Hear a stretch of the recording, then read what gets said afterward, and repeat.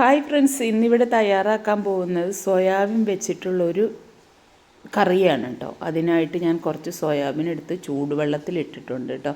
ഇനി നമുക്കിതിനകത്തേക്ക് ചേർക്കാനായിട്ട് ഒരു സബോള, വെളുത്തുള്ളി, ഇഞ്ചി, ചെറിയുള്ളി, പച്ചമുളക്. ഇനി അത് തൊലിയെല്ലാം കളഞ്ഞ് പൊളിച്ചെടുത്ത് കഴുകി എടുത്തിട്ടുണ്ട് കേട്ടോ. ഇനി നമുക്കിതൊന്ന് ചെറുതായിട്ട് അരിഞ്ഞെടുത്തിട്ടുണ്ട്. ഇഞ്ചിയും വെളുത്തുള്ളിയും കൂടി ചതച്ചെടുത്തു. ഇനി നമുക്ക് ഇതൊന്ന് നല്ലതുപോലെ വഴറ്റിയെടുക്കണം കേട്ടോ. അതിനായിട്ട് ഇനി നമുക്കിത് കണ്ടോ, ഞാനിതെല്ലാം ഒന്ന് ചൂടുവെള്ളത്തിൽ കഴുകി വാരി വെച്ചിട്ടുണ്ട്. ഈ സോയാബീന് ഇത് വലിയ സൈസുണ്ട്, ഇത് ചെറിയ സൈസാണ് കേട്ടോ. ഇനി നമുക്കൊരു ചീൻചട്ടി അടുപ്പയിൽ വെച്ചിട്ടുണ്ട്. ഞാൻ ഇരുമ്പിൻ്റെ ചട്ടിയാണ് അടുപ്പിൽ വെച്ചേക്കുന്നത് കേട്ടോ. ചീൻചട്ടി വെളിച്ചെണ്ണ ഒഴിച്ചു കൊടുത്തു.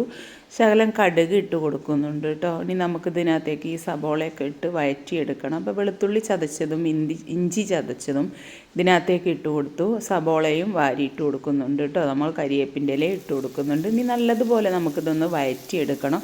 നല്ലപോലെ വഴറ്റിയെടുത്താലേ അതിനൊരു ടേസ്റ്റ് ഉണ്ടാവുള്ളൂ. അപ്പോൾ നല്ലതുപോലെ വഴറ്റിയെടുക്കുന്നുണ്ട്. ഇനി നമുക്കിതിനകത്തേക്കൊരു മസാല ചേർക്കണം കേട്ടോ. അതിനായിട്ട് കാശ്മീരി സാദാ മുളകും പൊടി, മല്ലിപ്പൊടി, ബീഫ് മസാലപ്പൊടി, ഗരം മസാല, പെരിഞ്ചീരകത്തിൻ്റെ പൊടി കേട്ടോ, ഇതൊക്കെ എടുത്ത് വെച്ചു. അപ്പോൾ നമുക്കിതൊന്ന് അതിനകത്തേക്ക് ഇട്ട് കൊടുത്തു. ഇനി നല്ലതുപോലെ ഒന്ന് വഴറ്റിയെടുക്കുക കേട്ടോ. അപ്പോൾ നല്ലപോലെ ഈ പച്ചച്ചുവയൊന്ന് മാറണം. ഇനി നമുക്ക് ആ സോയാബീൻ ഇതിനകത്തേക്ക് ഇട്ട് കൊടുത്തു. ഇനി നല്ലതുപോലെ ഒന്ന് ഇളക്കി കൊടുക്കുക കേട്ടോ. നല്ല ടേസ്റ്റാണ്. ഇതിൻ്റെ കൂടെ 2 തേങ്ങാക്കൊത്തൊക്കെ ഇട്ട് കൊടുത്താലായിട്ട് ഞാൻ ശകലം ഉപ്പിട്ട് കൊടുക്കുന്നുണ്ട്. തേങ്ങ ഇല്ലാഞ്ഞിട്ടാട്ടോ ഞാൻ ഇടാതെ ഇരുന്നത്.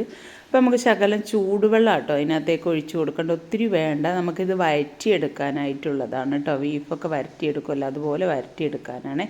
അണിയുമ്പോൾ നമ്മളിതൊന്ന് അടച്ച് വെച്ച് കൊടുക്കുന്നുണ്ട് കേട്ടോ.